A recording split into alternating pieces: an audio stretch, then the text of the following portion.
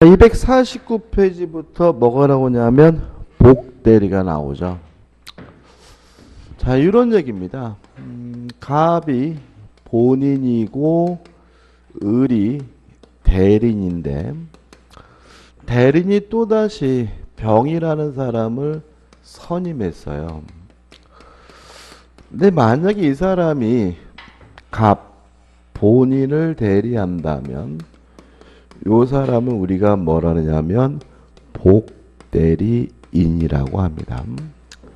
그래서 복대리인이란 대리인이 선임했지만 본인을 대리하는 사람이 우리가 뭐죠? 복대리인이고요. 얘는 이런 거죠.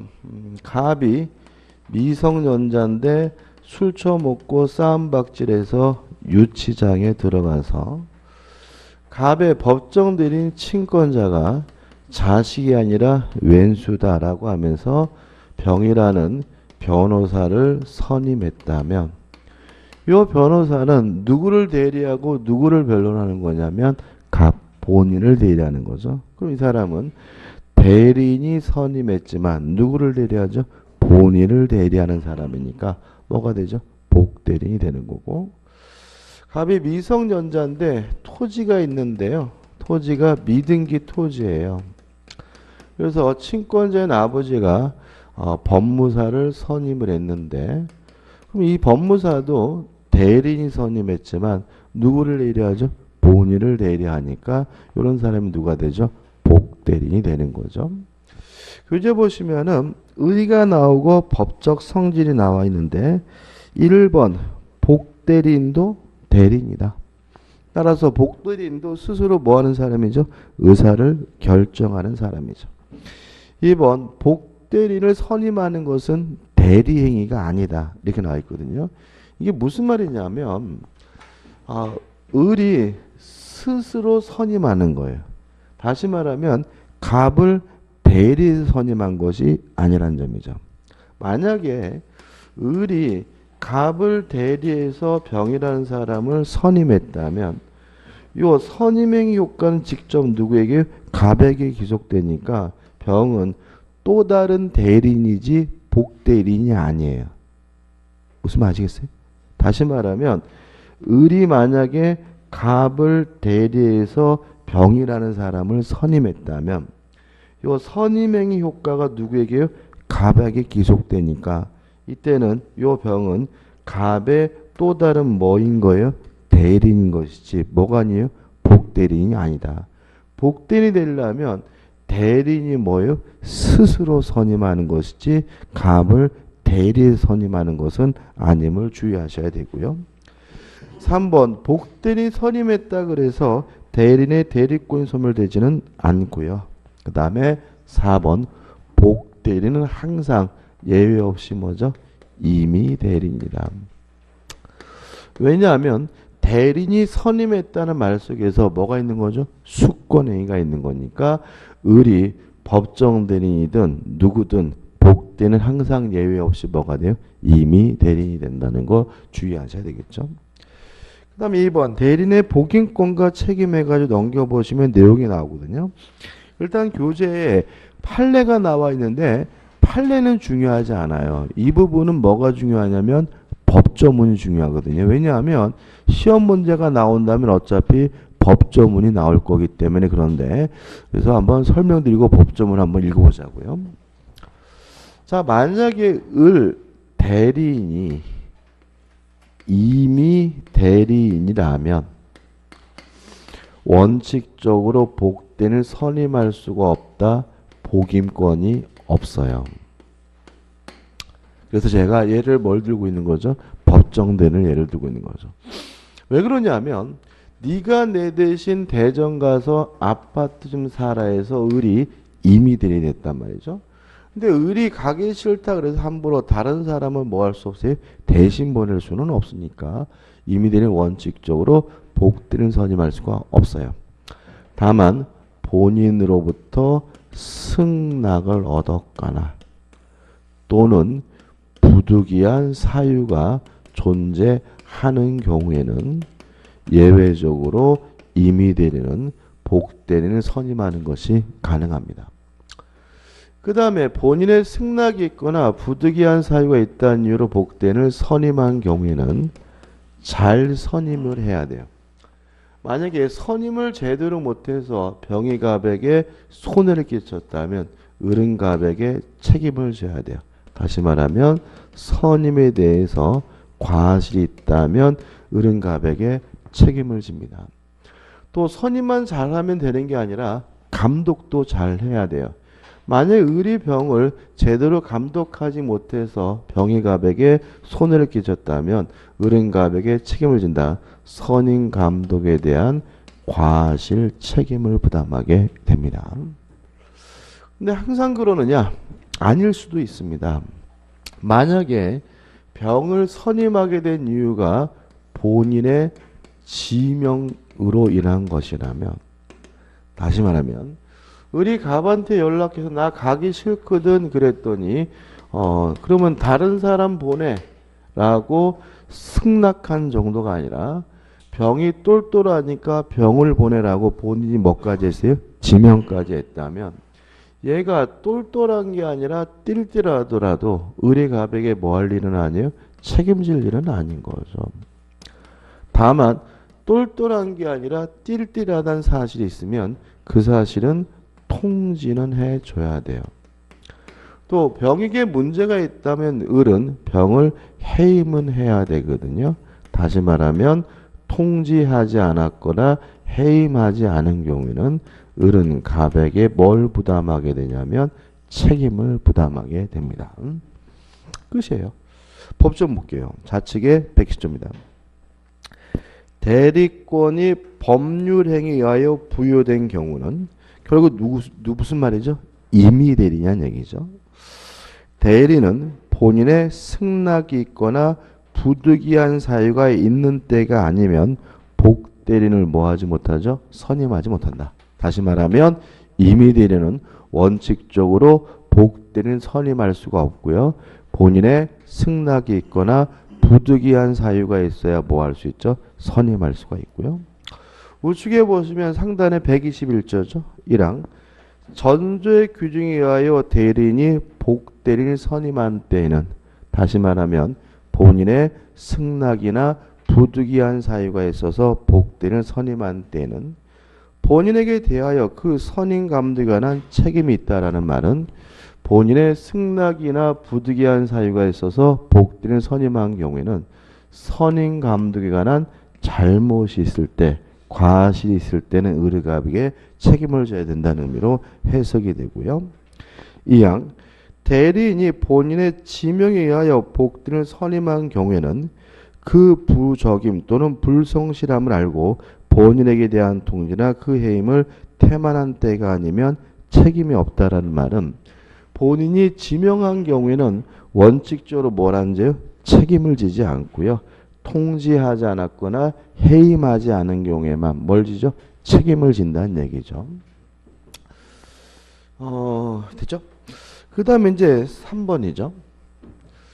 요 대리인이 만약에 친권자와나 후견인과 같은 법정 대리인인 경우에는 원칙적으로 복대리인 선임할 수 있다. 뭐가 있냐면 복임권이 있어요. 자유롭게 복대리인 선임할 수가 있습니다. 그래서 친권자는 당연히 뭐죠? 복대리인을 뭐 할 수 있어요? 선임할 수가 있는 거죠. 왜 줬죠? 자, 근데 책임은 강화돼 가지고요. 선임 감독에 대해서 무과실 책임을 부담하게 됩니다. 다시 말하면 만약에 복대리인이 갑에게 손해를 끼쳤다면 법정 대리인은 아무런 고의나 과실이 없더라도 을은 갑에게 뭘 져야 돼요? 책임을 져야 되는데 여기서 조심할 것은 뭐냐면 항상 무과실 책임은 아니고 무과실 책임이 과실 책임으로 전환될 수가 있다는 점이죠. 언제 전환되냐면 부득이한 사유가 존재하는 경우입니다. 다시 말하면 부득이한 사유가 존재한다면 법정 대리인도 선임 감독에 대한 뭐가 있어야지만요? 과실이 있어야지만 책임을 지는 거예요. 간단한데 법조문이 좀 어려울 수가 있는데 이제 우측에 122조예요. 법정 대리는 그 책임으로 복대리인 선임할 수 있다 나와 있잖아요. 여기서 복대리인 선임할 수 있다는 말은 복임권이 있다는 얘기고 그 책임이라는 말은 전적으로 책임진다는 얘기거든요. 그래서 이거를 뭐로 이해하냐면 무과실 책임으로 이해를 합니다. 그러나 부득이한 사유로 인한 때에는 전조 제1항에서 정한 책임만이 있다라는 말은 만약에 부득이한 사유가 있다면 무과실 책임이 뭐로 바뀌는 거죠? 과실 책임으로 뭐죠? 전환되게 된다. 이런 의미인 거죠. 다 한 겁니다. 연습을 좀 해볼게요. 자, 이거 보자고요. 자, 유치장에 갇힌 미성년자를 빼내기 위해서 변호사를 선임했어요. 친권자가. 가능하죠, 그죠? 왜요? 법정 대리는 복대리인을 선임할 수 있으니까요. 근데 병이 제대로 변론을 하지 못하는 바람에 가백에 뭘 입혔냐면 손해를 입혔어요. 그러면 을은 가백에 뭘 져야 돼요? 책임을 져야 되는데 이때 을은 가백에 무과실 책임을 지나요? 과실 책임을 지나요? 다시 말하면 친권자 법정 대리니까 무과실 책임인가요? 아니면 부득이한 사유가 있는 것이니까 과실 책임을 지는 건가요? 과실 책임이겠죠? 그죠? 동의하지 않는 분위기인데 유치장에 갇힌 아들을 빼내는 방법이 다른 방법이 있어요? 뭐 마피아 고용해서 탈출시키나요?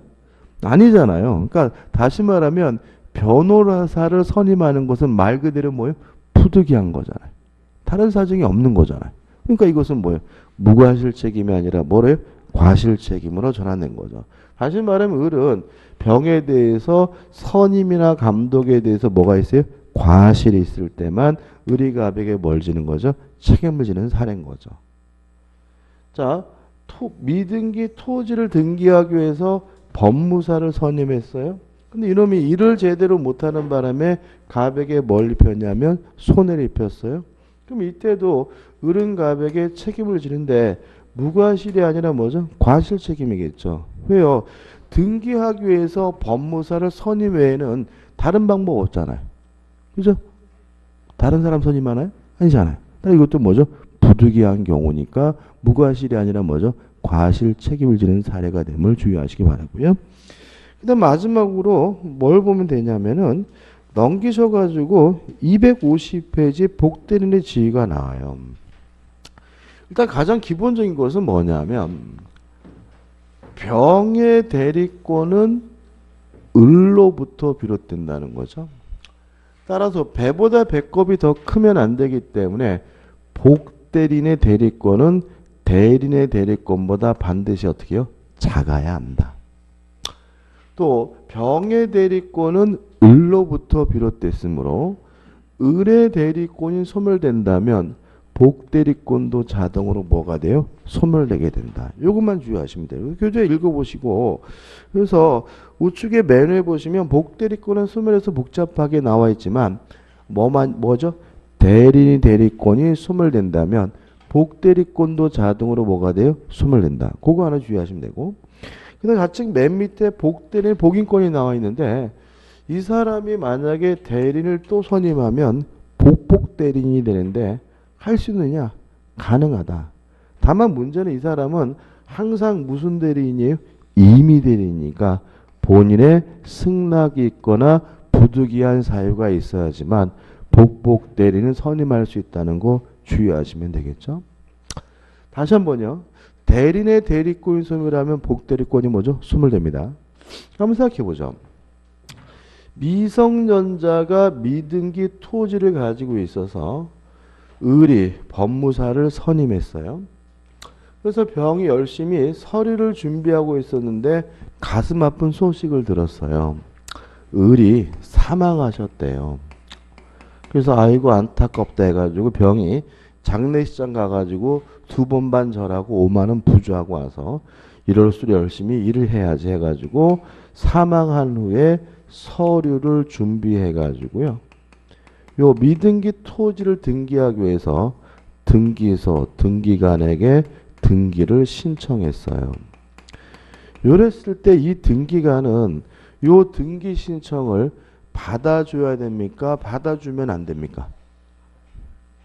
받아주면 안 된다. 왜냐하면 대리인이 사망하면 대리권이 뭐가 돼요? 소멸되고, 대리인의 대리권이 소멸되면 복대리권도 자동으로 뭐가 돼요? 소멸되죠. 따라서 이 등기 신청행위는 결국 뭐죠? 무권 대리가 되는 거죠. 대리권 없는 사람이 등기를 신청한 것이니까 등기관은 등기 신청을 받아주면 안 된다. 각하해야 됨도 주의하시기 바라고, 이유는 대리인의 대리권이 소멸하면 복대리권은 자동으로 뭐가 돼요? 소멸된다는 얘기니까 잊지 마시기 바랍니다. 끝입니다. 그 다음에 이제 우측에 보시면 뭐가 나오냐면 무권대리가 나와요. 무권대리가 나오는데요.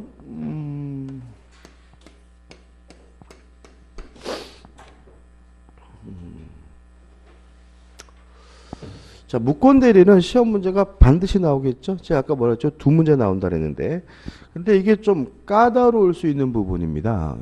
까다로울수록 항상 뭐만요? 기본. 그죠? 그러니까 왜 그러냐면 어려운 부분은 기본적인 것만 내요. 쉬운 부분은 깊이 있긴 해요. 우리는 절대평가이기 때문에 그렇거든요. 이게 무슨 말이냐면 어차피 우리 주택관리사 1차 시험은 절대평가니까 난이도 조절을 하게 되어 있어요. 왜냐하면 너무 쉽게 내면 너무 많이 붙으니까 문제고, 너무 어렵게 내면 뭐죠? 너무 적게 붙으니까 문제죠. 그죠? 작년 같은 경우에는 시설개론 같은 경우에 난이도 조절 좀 실패한 것 같은데, 아무튼 간에 그렇기 때문에 어떤 경향이 있냐면 상대평가 시험 방식이고 문제 출제 방법이 달라요. 그러니까 쉬운 부분은 깊이 있게 내요. 왜 그러냐면 쉬운 부분을 기본만 내면 다 맞추니까 문제로서 의미가 없어져요. 어려운 부분은 기본적인 것만 내요. 왜요? 어차피 여러분들은 어려운 부분은 기본적인 것만 내도 다 틀리니까. 그죠? 그잖아요? 그래서 우리가 거꾸로 공부하지 마시라고요. 쉬운 부분은 지나치고 어려운 부분은 뭐죠? 깊이 있게 공부하고, 이러면 뭐예요? 안팎으로 틀려요. 그러니까 그거는 상대평가 시험 공부 방법인 거예요. 그러니까 우리가 상대평가 같은 경우에는 남보다 한 문제라도 더 맞아야 되잖아요. 그러니까 공부가 어떻게 되냐면 어려운 부분에 집중하고 예외에 집중하는 거고, 절대평가 시험은 안정적으로 평균 몇 점이 되는 목표죠? 60점이 되는 게 목표니까 기본적인 것은 무조건 다 어떻게 해요? 맞춰줘야 돼요. 남들 틀리는 거 틀려도 상관이 없는데 남들 맞히는 거 나만 틀리면 그게 큰 문제가 되는 거예요. 특히 우리 민법은 어떤 경향이 있냐면 모른다라고 지나쳤던 부분들을 틀려요. 이게 무슨 말이냐면 어려워서 틀려서 떨어지는 게 아니라 그냥 평상시에 공부할 때 어떻게 해요? 대충 보고 지나쳤던 것들이 출제되기 때문에 갑자기 뭐죠? 헷갈려하며 틀려서 떨어지는 시험이 뭐죠? 과목이 뭐죠? 민법이기 때문에 민법은 어떻게 공부하신 거냐면 쉽다라고 생각할수록 좀 더 뭐예요? 깊이 있게 자세히 지나가면 안 돼. 거기서도 문제가 나오고 틀린단 말이죠. 어렵다고 생각할수록 뭐예요? 기본적인 것만 하면 되는 거예요. 그래서 이 무권대리 부분은 굉장히 잘 틀리시는 부분이고 어려워하시는 부분이기 때문에 깊이 있게 안 내요. 그래서 우리는 뭐만 정확하게 해요? 기본적인 것만 정확하게 내 것으로 뭐죠? 만들면 되는 겁니다. 그래서 기본 틀을 맞는 게 대단히 중요한 부분인 거죠. 그럼 한번 생각해 보자고요.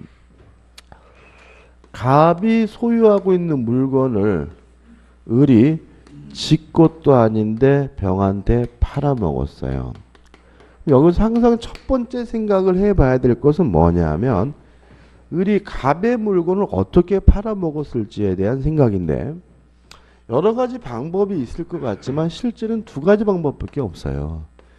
자신의 소유라고 하면서 팔아먹을 수가 있고요. 아니면 갑게 맞는데 내가 대리인이야, 대리인이라고 현명하면서 팔아먹을 수가 있어요. 다른 방법 있나요? 없죠, 그죠? 근데 만약에 을에게 실제로 대리권이 있다면 요거는 지금까지 한 뭐가 되는 거죠? 유권 대리인 거고, 실제로 을에게 대리권이 없다면 요게 뭐가 되냐면 무권 대리가 되는 거거든요. 그래서 무권 대리라는 것은 뭐냐면 대리인이라고 현명은 했지만 대리권이 없는 게 무권 대리예요. 따라서 무권 대리가 되려면 반드시 대리인이라고 뭘 해야 되냐면 현명을 해야 되는 거예요. 교재 한번 서술 볼까요? 서술 보시면 이렇게 나와 있거든요. 무권 대리라 함은 대리권 없이 행한 대리인이, 즉 대리행의 다른 요건을 모두 갖추고 있으나, 여기서 다른 요건은 결국 뭐냐면 대리인이라고 현명은 했으나 이 말인 거예요. 뭐가 없는 거죠? 대리권만이 없는 행위를 우리가 뭐죠? 무권 대리가 되고요. 따라서 무권 대리가 되려면 반드시 대리인이라고 뭘 해야 돼요? 현명을 해요. 이게 첫 번째 주요할 점입니다. 그럼 또 줘보자고요. 그럼 만약에 현명하지 않고 직고라고 해서 팔아먹었으면 그냥 이거는 무권 대리가 아니라 남의 물건 팔아먹은 거예요. 타인 소유물의 매매죠. 타인 소유물의 매매도 뭐죠? 유효합니다. 이게 또 시험이 잘 나오죠? 항상 조심할 것은 타인 소유물의 매매가 유효하다는 말을 남의 물건을 팔아먹을 수 있다, 이렇게 이해하시면 안 되고요. 타인 소유물의 매매가 유효하다는 말은 책임을 져야 된다는 것을 생각하셔야 되겠죠. 남의 물건 팔아먹으면 안 되는 거죠. 다만 지 것도 아닌데 팔겠다고 했으면 뭘 져야 돼요? 책임을 져야 된다는 의미에서 타인 소유물의 매매는 유효한데, 요 유효한데 어떻게 효과가 부여되냐면 만약에 동산이라면 선의취득 문제로 가게 돼요. 물권법에서 봐야 되고요. 만약에 이것이 부동산이라면 뭐로 가냐면 담보 책임 문제로 가게 되고요. 둘 다 중요한 부분이죠. 담보 책임 중에서도 뭐가 되냐면 전부 타인의 권리인 경우에 해당하게 됩니다. 다시 말하면 자기 소유라고 해서 팔아먹은 것은 타인 소유물의 매매고 일단은 뭐죠? 유효하기 때문에 책임이 발생하는데, 동산이면 뭐로 갑니까? 선의취득 문제. 부동산이면 뭐죠? 담보 책임 문제로 간다는 거 기억해 두시고, 물론 이거는 뭐죠? 해당 부분에 봐야 되고, 여기서는 뭐 봅니까? 무권 대리를 보게 되는 거죠. 자, 무권 대리입니다. 자, 우리 민법은요, 요 무권 대리를 둘로 나뉘고 있어요. 협의, 좁은 의미의 무권 대리와 그 다음에 뭐로 나뉘고 있냐면 표현 대리로 나뉘고 있고요. 둘 다 무권 대리입니다. 둘 다 무권 대리란 말 속에서 우리가 뭘 할 수 있냐면 협의의 무권 대리도 표현 대리도 성립하려면 반드시 뭐가 필요하죠? 대리인으로서 현명을 해야 된다는 거 잊지 마시기 바라고요. 그럼 뭐가 다르냐면 누가 원칙적으로 책임을 지는지가 다릅니다. 을에게 대리권이 없기 때문에 무권 대리인인 을이 책임을 부담한다면 이걸 우리가 협의의 무권 대리라고 하고요. 을에게 대리권이 없는데도 불구하고 특별히 예외적으로 본인이 책임을 부담해야 되는 경우는 뭐가 되죠? 표현 대리가 됩니다. 자, 그럼 생각해 보자고요. 누가 책임을 지는지만 다르잖아요. 그럼 여기서 또 이제 어떤 지문이 나오냐면 상대방이 유권 대리가 상대방 측에서 유권 대리임을 주장하는 경우에 법원은 표현 대리 성립 여부를 판단해 줘야 된다. 그럼 뭐죠? X다. 왜냐하면 표현 대리는 뭐의 일종이죠? 무권 대리의 일종이니까요. 그 다음에 둘 다 무권 대리이기 때문에 둘 다 본인이 뭐 할 수 있냐면 추인할 수 있어요. 추인하게 되면 소급해서 본인에게 효과가 생기고요. 둘 다 무권 대리이기 때문에 둘 다 상대방은 뭐 할 수 있냐면 채고할 수 있고요. 상대방은 뭐 할 수도 있냐면 철회할 수도 있어요. 뭐만 다르다고요? 누가 책임을 지는지만 다른 거죠. 그럼 여기 또 뭘 할 수 있냐면 본인 스스로 표현들의 성립을 주장할 수 있다는 지문은 X인 거예요. 자, 이게 왜 X냐면 본인 스스로 표현들의 성립을 주장한다는 말은 지가 책임지겠다는 얘기잖아요. 지가 책임지고 싶으면 뭐 하면 그만이에요? 추인하면 그만이죠. 그래서 표현들이든 협의 무권들이든 뭐 할 수 있어요? 추인할 수 있으니까 본인이 책임지고 싶으면 뭐 하면 그만이에요? 추인하면 그만이므로 본인은 표현들이가 성립됐음을 뭐 할 수 없어요? 주장할 수가 없는 거고요. 또 이런 질문 나와요. 표현대리도 무권대리의 일종이므로 표현대리가 성립한 경우에도 무권대리에게 책임을 물을 수 있다. 그럼 뭐죠? X인 거예요. 왜냐하면 두 가지의 차이점은 뭐는 다른 거예요? 누가 책임을 지는지는 다른 거잖아요. 표현들이 성립되면 누가 책임을 져요? 본인이. 따라서 표현들이도 무권대리 일종이므로 무권대리에게 책임을 물을 수 있다는 지문은 뭐죠? X가 되는 거죠. 그 다음에 이제 내용을 적어보자고요. 자, 협의 무권대리는 무권대리는 책임을 지는데 어떤 책임을 지냐면요. 이행을 청구당하거나 또는 손해배상을 해줘야 되는데 이행을 청구할 것인지 아니면 손해배상을 청구할 것인지는 누가 선택합니까? 상대방이 선택하게 되고요. 이러한 협의의 무권들이 성립해서 이행을 청구하거나 손해배상을 청구하려면 요건이 필요한데 무권대리에게 아무런 고의도 과실도 필요 없지만 무권대리에게 반드시 뭐는 필요하냐면 행위 능력은 필요해요. 따라서 만약에 무권대리인이 제한 능력자인 경우에는 이행을 청구하거나 손해배상을 청구할 수 없음을 잊지 마시기 바라고요. 또 상대방은 뭐 해야 되냐면 선의이고 무과실해야 되는 거죠. 그럼 다시 말씀드리면 무권대리인과 거래한 상대방은 원칙적으로 무권대리인에게 책임을 묻게 되는데 어떤 책임을 묻습니까? 이행을 청구하거나 손해배상을 청구하게 되는 거죠. 다만 예외적으로 본인이 책임을 져야 되는 것이 뭐죠? 표현들입니다. 그럼 교재 보시면 2절에 이해가지고 뭐가 나와요? 표현들이가 나오는데 서술에서 말이 좀 이상한데 개념을 어떻게 이해하시냐면 무권대리인데도 불구하고 예외적으로 본인이 책임을 져야 되는 무권대리가 뭐죠? 표현대리다. 이렇게 기억하시고 성립요건 볼 거고 법적 성질 해가지고 이것도 뭐죠? 무권대리다. 라는 데 이거 나와 있고 넘겨보시면 이제 표현대리의 세 가지 유형이 나오고 있습니다. 자, 그럼 다시 한번 보시면 표현대리는 무권대리인데도 불구하고 특별히 본인이 뭘 져요? 책임을. 그러면 책임질 만한 특별한 뭐가 필요하죠? 사유가 필요한 거죠.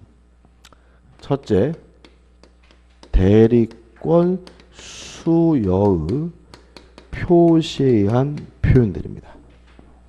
자, 이건 무슨 말이냐면 갑이 을에게요 대리권을 수여하지 않았어요.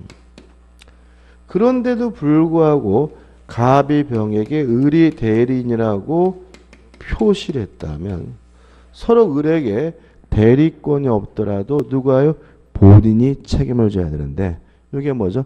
대리권 수여의 표시에 의한 표현들입니다. 교재 보시면은 의의가 나오고요. 요건, 수권 사실의 통지에서 대리권을 줬다라는 사실을 뭐예요? 통지, 표시해야 된다. 이런 말이 나오고 요거는 의사 표시가 아니라 뭐죠? 관념의 통지죠. 을에게 대리권을 줬다는 사실을 뭐 한 거죠? 알려주는 거니까요. 그 다음 우측에 보시면 뭐가 나와요? 판례가 나와요. 자, 이 판례는 뭐냐 하면 보통 갑이 병에게 을을 소개할 때 대리인이란 말은 잘 쓰질 않아요.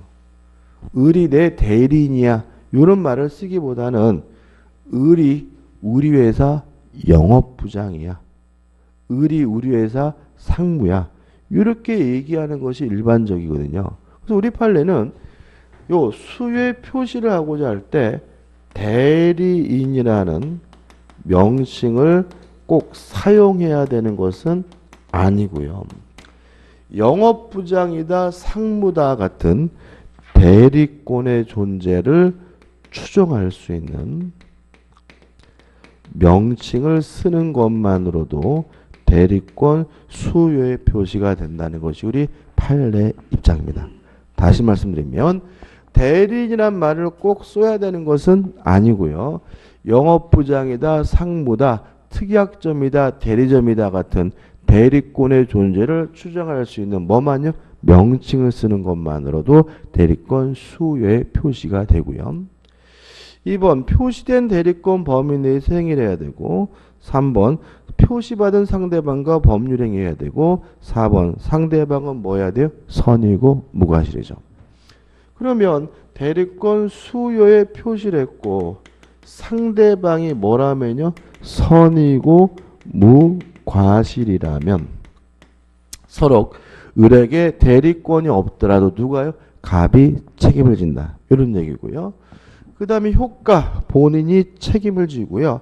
여기서 조심할 것은 뭐냐면 표현들이가 성립된다면 본인이 전적으로 책임을 지고요. 상대방에게 과실이 있더라도 과실을 상기할 수 없다는 거 좀 하나 따로 기억하시고 4번 적용 범위인데 요거는 임의 대리에만 적용됩니다.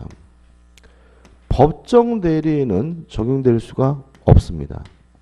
왜냐하면 대리권 수요에 표시할 때 이 수요는 무엇을 말하죠? 수권행위를 말하죠. 다시 말하면 수권행위를 하지도 않고 했다고 표시하는 것이 뭐예요? 대리권 수요의 표시니까 뭐에만 존재할 수 있어요? 임의 대리만 존재할 수 있고 법정 대리는 뭐 할 수 없어요? 존재할 수가 없다는 거죠. 연습을 해볼까요? 갑이 미성년자인데 자신의 자전거를 병에게 팔려고 했어요. 자전거 퍼죠. 그랬더니 병이 갑한테 그러는 거죠. 야 임마 너 곧비리지 자식아. 너 안 사 자식아 그런단 말이죠. 그래서 갑이 다음날 을이라는 아저씨 성인을 데려와서 아저씨 을이 저의 아빠거든요 라고 하길래 병이 을이 갑의 아빠인 줄 믿고 매매 계약을 했을 때 대리권 수요에 표시에 의한 표현들이가 성립돼요? 안 돼요? 안 된다. 왜냐하면 표적이 또 멍해요. 안 돼. 왜냐하면 이거 뭐예요? 임의 대리에만 적용되는 거니까. 뭐에는 적용되지 않아요? 법정 대리. 친권자, 후견인에게는 뭐 되지 않아요? 적용되지 않으니까. 따라서 을이 만약에 갑의 친권자가 아니라면 그냥 무권 대리로서 그냥 끝나는 것이지 뭐가 될 수는 없어요? 대리권 수요의 표시에 의한 표현들이가 될 수는 없다는 거 주의하시기 바랍니다. 교재 끝이죠, 그죠? 그 다음에 한 장을 넘겨보시면 256페이지 뭐가 나오냐면 권한을 넘은 표현 대리가 나옵니다. 두 번째죠. 가지고 있는 권한을 넘은 경우에는 본인이 책임을 지게 되는데 이거 우리가 뭐죠? 권한을 넘은 표현 대리라고 해요. 일단 권한을 넘은 표현 대리가 되려면 권한 반드시 기본 대리권이 존재해야 되는데 요 기본 대리권은 종류불문 뭐라도 상관이 없습니다. 원래 가지고 있던 권한이 뭐 부부간의 일상가사 대리권이든 또는 공법상 대리권이든 뭐라도 있기만 하면 뭐죠? 그만이고요. 또 넘은 행위를 해야 되는데 이것도 뭐예요? 종류불문이에요. 따라서 원래 가지고 있는 대리권과 실제 이루는 행위가 비슷한 행위일 필요는 없고요. 전혀 이질적 행위와 상관이 없고요. 여기다가 상대방에게는 대리권이 있다고 믿은 것에 대해서 정당한 이유가 존재해야 되는데 요 정당한 이유가 뭐냐에 대해서 우리 판례는 선이 무과실을 말한다. 그러면 선이 무과실이 되는데 언제 선이 무과실이 되느냐? 대리 행위 시에 선이 무과실이면 된다. 자, 그럼 이렇게 되는 거죠. 기본 대리권이 있었고요. 가지고 있는 권한을 넘었고 상대방이 뭐라면요? 선이고 무과실이라면 누가 책임을 집니까? 본인이 책임을 지는데 이게 뭐죠? 권한을 넘는 표현 대리가 되고 주의하실 것은 언제 선이 무과실이면 돼요? 대리행위 시. 따라서 대리행위를 할 때 을에게 대리권이 없다는 사실을 몰랐다면 나중에 알게 됐더라도 뭐는 성립되죠? 권한을 넘는 표현 대리가 성립됨을 주의하시기 바라고요. 그럼 교재 보죠. 의 나와 있고 요건에서 1번 기본 대리권이 뭐죠? 존재해야 된다. 해가지고 뭐라도 상관이 없다. 뭐 공법상행이든 부부간의 일상가사 대리권이든 표현 대리권이든 복 대리권이든 공동 대리든 상관이 없고요.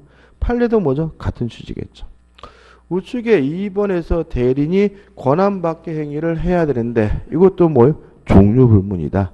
따라서 원래 가지고 있던 대리권과 실제 이루어진 행위가 비슷할 필요는 없고요. 전혀 이질적 행위도 상관이 없고요.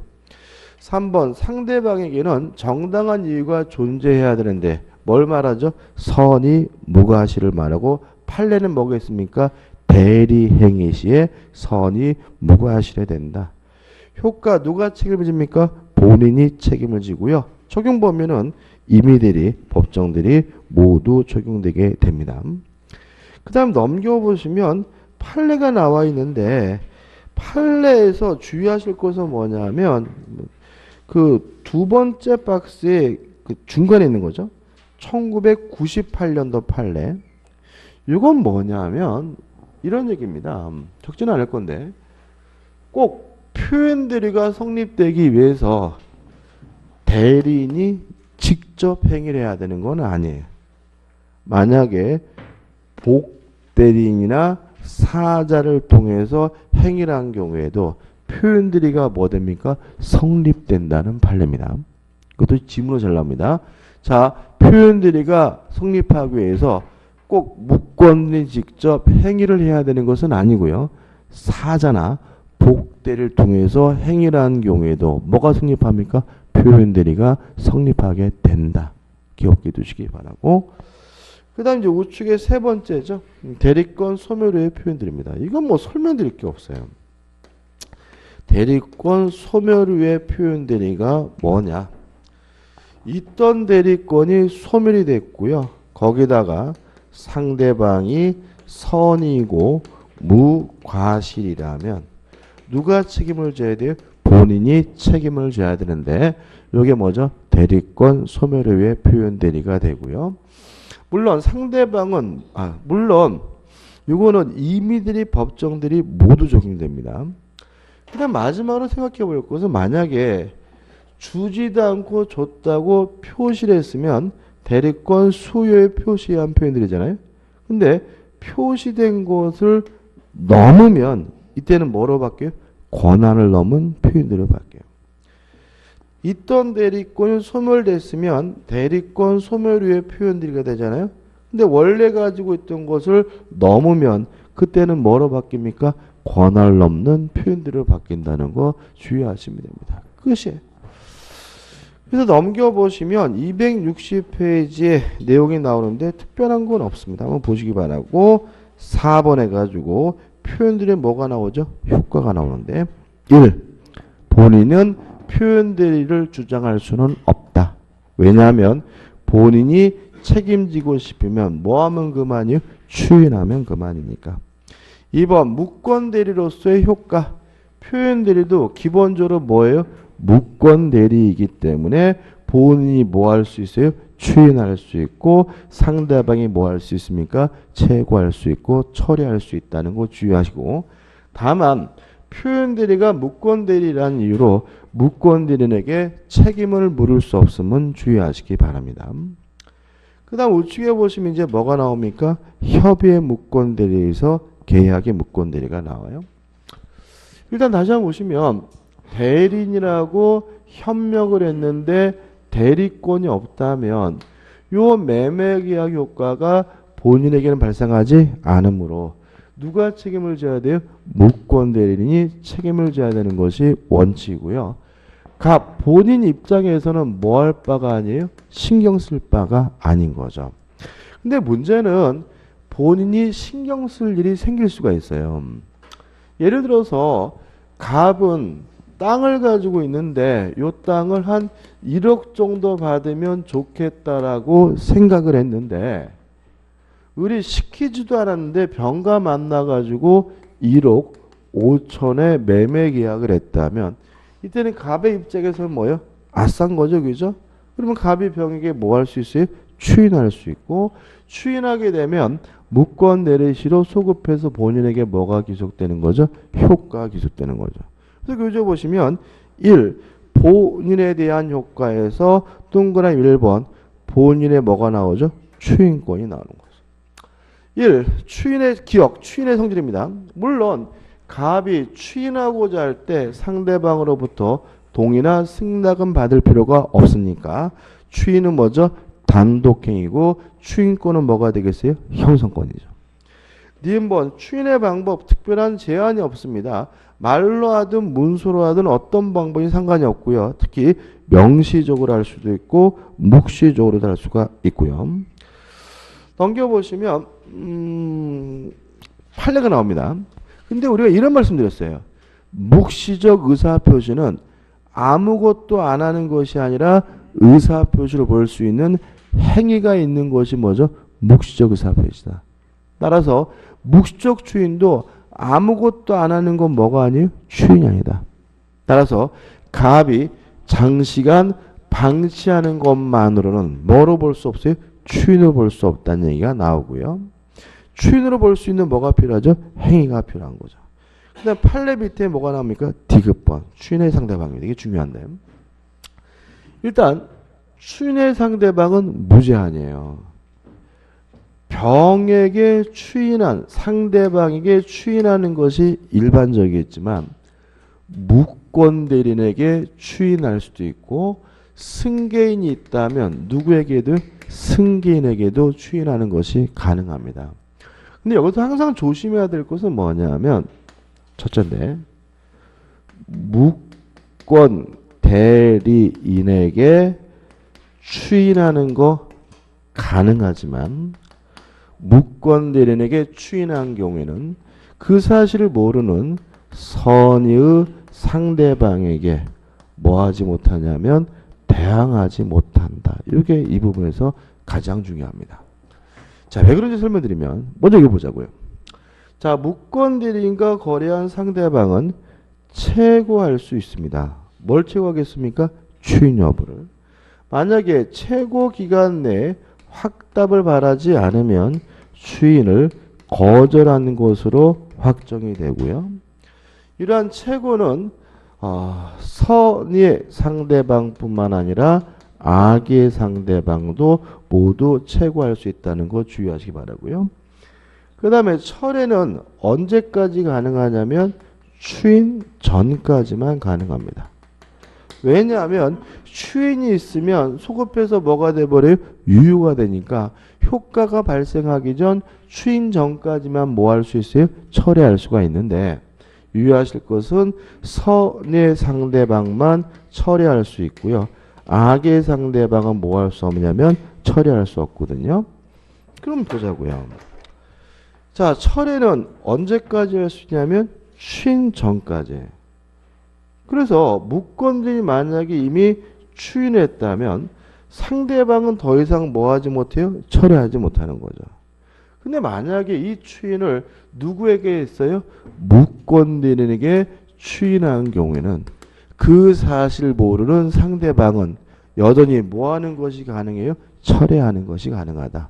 왜냐하면 무권대리인에게 추인한 경우에는 그 사실을 모르는 선의 상대방에게 뭐 하지 못해요? 대항하지 못하니까요. 다시 한번요. 본인이 추인했다면 상대방은 더 이상 뭐 하지 못합니까? 철회하지 못합니다. 다만 그 추인을 누구에게 했어요? 무권 대리인에게 한 경우에는 그 사실을 모르는 상대방은 여전히 뭐 하는 것이 가능해요? 철회하는 것이 가능한데 이유는 무권 대리인에게 추인한 경우에는 선의의 상대방에게 뭐 하지 못해요? 대항하지 못하기 때문이라는 것까지 꼭 기억해 두시기 바랍니다. 그 다음에 1번 추인의 효과 소급표가 있습니다. 이것도 지문으로 참 잘 나와요. 추인하게 되면 무권 대리시로 뭐 하게 되죠? 소급하게 된다. 다시 말하면 무권 대리인에게 소급해서 본인에게 뭐가 있어요? 효과가 있습니다. 그 다음 우측에 보시면 3번 본인은 추인을 뭐 할 수 있어요? 거절할 수 있겠죠? 그 다음에 판례가 나오는데 판례 보지 마세요. 이거는 뭐냐면 묵시적 추인으로 인정되는 경우와 안 되는 경우가 나와 있는데 예를 들어 여러분하고 저하고 한 5, 6년 전에 공부했으면 이것도 중요했는데 최근엔 그렇지는 않습니다. 그냥 우리는 추인으로 볼 수 있는 행위가 있어야 뭐요? 묵시적 추인. 단순히 방치하는 것만으로는 뭐가 될 수 없어요? 추인이 될 수가 없다. 이 정도만 기억하시면 되고요. 그 다음 넘겨보시면 무권들이 뭐가 나오죠? 상속 문제가 나오죠. 자, 일단 두 가지가 있는데 첫 번째는 우리가 이미 했어요. 언제 했냐면 신의성실의 원칙, 금반원의 원칙 할 때 한 거죠. 첫 번째 뭡니까? 무권 대리인이 본인을 뭐죠? 상속한 거죠. 갑이 본인이고 을이 무권 대리인인데 을이 갑소유 A 토지를요 대리권도 없이 대리인이라고 형명하고 병가 매매 계약을 해서 뭐가 되죠? 무권 대리인데 문제는 갑이 을의 아버지고 을이 갑의 자인데 갑이 돌아가시는 바람에 을에게 뭐가 됐어요? 상속이 된 거죠. 근데 상속은 민사상 법적주의도 상속시키기 때문에 아버지가 돌아가시게 되면 을은 무권 대리인이기도 하고 본인이기도 한데 본인의 법적주의를 이용해 가지고 추인을 거절할 수가 없고요. 무효임을 주장할 수는 없다. 왜냐하면 신의칙상 인정되는 뭐 때문에? 금반원의 원칙 때문인 거죠. 을은 아버지가 생존해 계실 때는 팔겠다고 했고요. 아버지가 돌아가시고 나서 안 팔겠다고 하는 것은 명백히 반대되는 언행이기 때문에 뭐 되잖아요? 허용되지 않는다. 아주 시험에 잘 나옵니다. 그 다음에 두 번째는 뭐냐면 갑이 소유하고 있는 토지를 을이 대리권도 없이 병가 만나가지고 매매 계약을 했어요. 근데 뭐가 달라졌냐면 요 갑이 아들이고 무권 대리인이 아버지인 경우죠. 오히려 위에보다 밑에가 흔해요. 왜 그러냐면 아들이 만 19세가 되면 성년자가 되잖아요. 성년자가 되면 더 이상 어머니 아버지는 뭐가 아니에요? 친권자가 아니에요. 근데도 우리 부모님들은 19살 먹은 아들은 뭐예요? 애 취급하잖아요. 그래가지고 어떻게 해요? 그냥 아들 땅을 지못대로 파는 경우가 되게 많습니다. 그럼 뭐예요? 뭐죠? 무권 대리인 거죠. 왜요? 친권자가 아니니까요.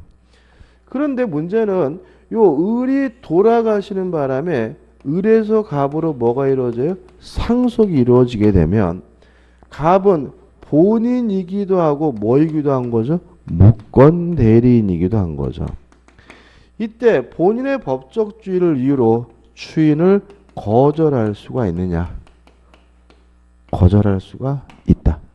왜냐하면 갑은 아버지가 생존해 계실 때도 팔겠다고 한 바가 없는 사람이니까 아버지가 돌아가시고 나서 안 팔겠다고 하는 것은 뭐가 아닙니까? 반대되는 언행이 아니란 얘기죠. 따라서 본인이 무권 대리인의 지위를 상속한 경우에는 추인을 뭐 할 수 있습니까? 거절할 수가 있고요. 반대로 무권 대리인이 본인의 법적 지위를 상속한 경우에는 추인을 뭐 할 수 없습니까? 거절할 수 없다는 거 헷갈릴 수가 있으니까 주의하시기 바랍니다. 그 다음에 상대방에 대한 효과 끝입니다. 이거죠? 상대방은 추인 여부에 대해서 확답을 최고할 수 있고 최고 기간 내 확답을 바라지 않으면 추인을 거절할 수가 있는데 저절한 것을 간주가 되는데 주의하실 것은 선의 상대방뿐만 아니라 악의 상대방도 최고할 수 있고요. 그 다음에 철회는 언제까지? 오축이죠? 추인 전까지 가능한데 선의 상대방만 철회할 수 있고 악의 상대방은 뭐 할 수 없어요? 철회할 수 없죠. 그 다음에 3. 무권들이 상대방에 대한 책임이 나오죠. 요겁니다. 무권들인에게 책임을 묻게 되는데 책임의 내용은 이행을 청구하거나 손해배상을 청구한다. 유의하실 것은 무권들인에게 반드시 뭐가 필요합니까? 행위 능력이 필요하고요. 고의 과실은 필요 없다. 일종의 뭐죠? 무과실 책임이고요. 상대방은 뭐 해야 됩니까? 선이고 무과실인 거죠. 그래서 책임 발생 요건 해가지고 많이 나와 있지만 기억할 것은 3번 상대방은 뭐 해야 돼요? 선이 무과실일 거. 4번 무권 대리인이 뭐예요? 행위 능력자일 거. 5번 무권 대리인의 과실을 요구하지 않는다. 일종의 뭐죠? 무과실 책임이고요. 책임의 내용 이행을 청구하거나 손해배상을 청구하는데 누가 선택합니까? 상대방이 선택한다. 그 다음 넘겨보시면 본인과 무권들의 사이 관계가 나오는데 일단 갑과 을은 아무 관계가 아니다. 다만 본인이 추인을 하게 되면 그때는 사무관리가 된다는 정도 기억해 두시기 바라고요. 그 다음 단독행위 무권들이 나오는데요. 단독행위 무권들은 무효입니다. 확정적 무효예요. 특히 상대방 없는 단독행위는 확정적 무효거든요. 근데 상대방이 있는 경우에서 능동대리, 수동대리 나눠놨는데 나눌 필요는 없습니다. 자, 이런 문제입니다. 단독행위는 뭐냐면 승낙을 받지 않고 일방적으로 하는 거잖아요. 따라서 상대방을 보호하지 않아요. 그래서 단독행위 무권들이 그냥 뭐죠? 무효인 거죠. 근데 만약에 단독행위지만 상대방으로부터 승낙을 얻었거나 승낙을 해준 경우라면 실질적으로 무엇과 다름이 없어요?